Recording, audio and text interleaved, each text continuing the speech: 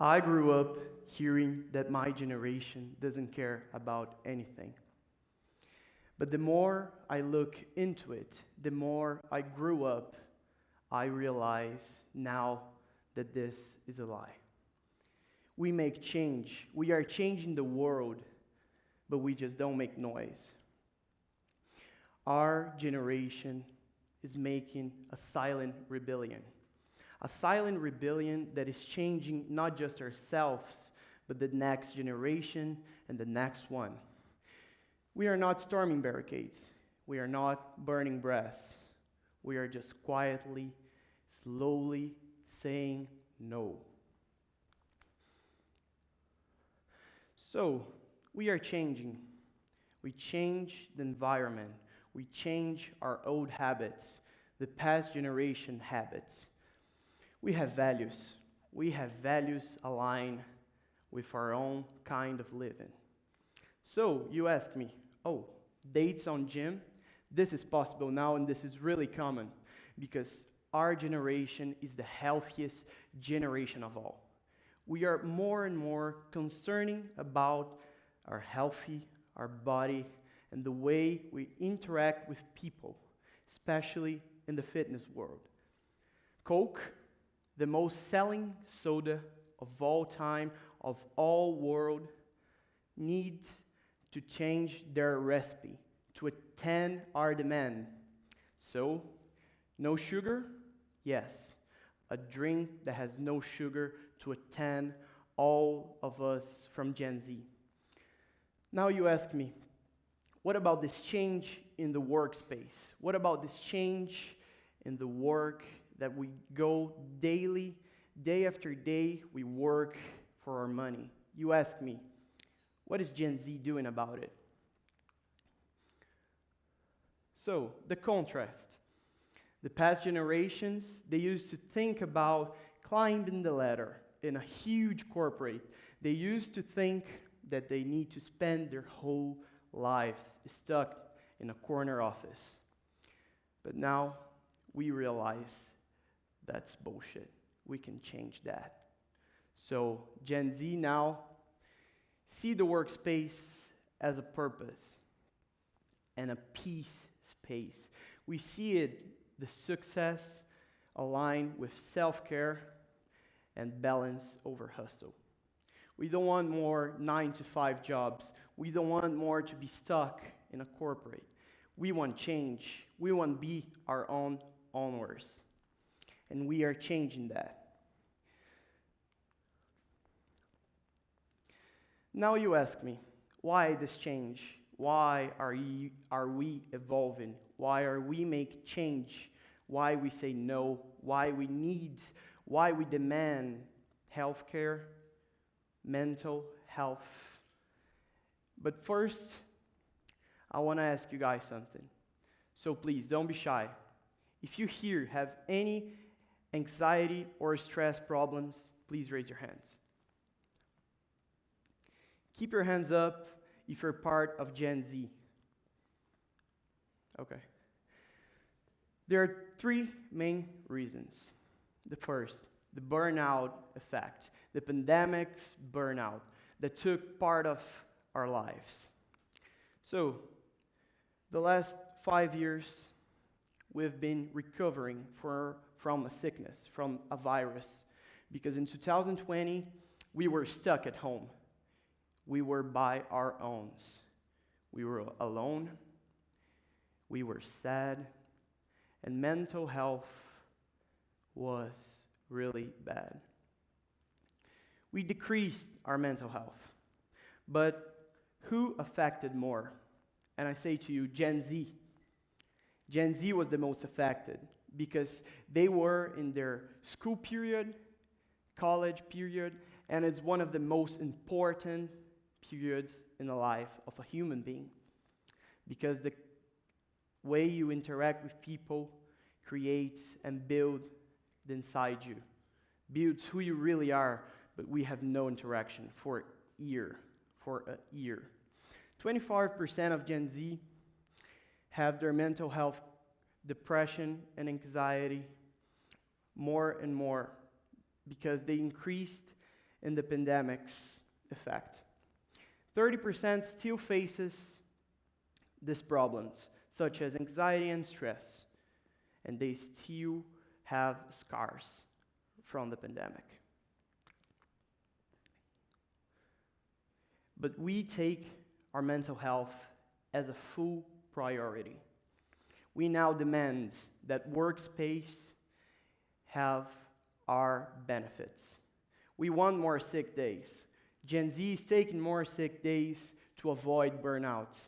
Gen Z is one of the most anxious generation because of work, because of the job you take, the 9-to-5 job that is sucking soul, the job that is changing people, that are increasing suicides. But we demand better, we demand change.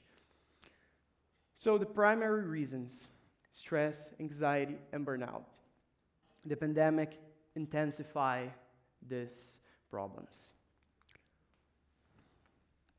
Second, education without guarantees. 1/3 of Gen Z no longer sees college as the only way to achieve success. No one sees college anymore as the only way to achieve your dreams, to pursue your career jobs. Now, we demand for alternative ways of learning, of practicing, and we create this. We change that because of our own values. 47% of Gen Z rather college, still prefer college, while 53% rather online and a practical learning. Then you ask me, why is that? Because the new corporations, the new startups of the world, is now hiring people because of their soft skills. Soft skills is the greatest way to achieve your jobs. It's the greatest way to achieve who you really are. So, what is soft skills? Soft skills is the one that you were born with it.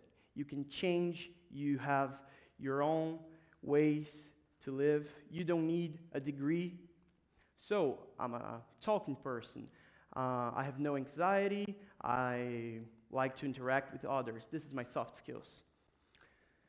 Hard skills. Hard skills is the one that you need a degree. It's the one that people don't look into anymore really much. 61% of workers say that soft skills are just important as hard skills. And the third, authenticity over prestige. Now we rule the world. Now we are in the workspace, so we can put our own values into action. We have a purpose-driven. 92% says that purpose is essential for job satisfaction. So you gotta pursue your dream by following the purpose you have in life. We have new ambition.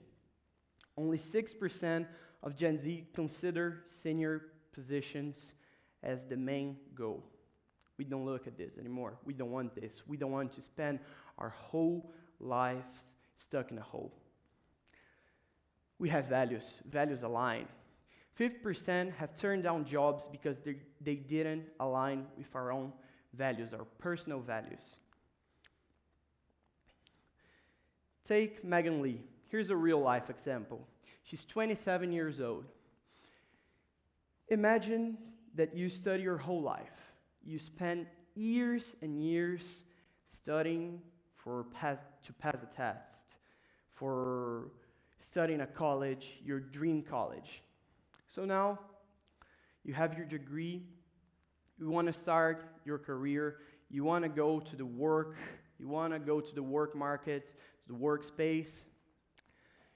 She got into it. She got in her dream life job.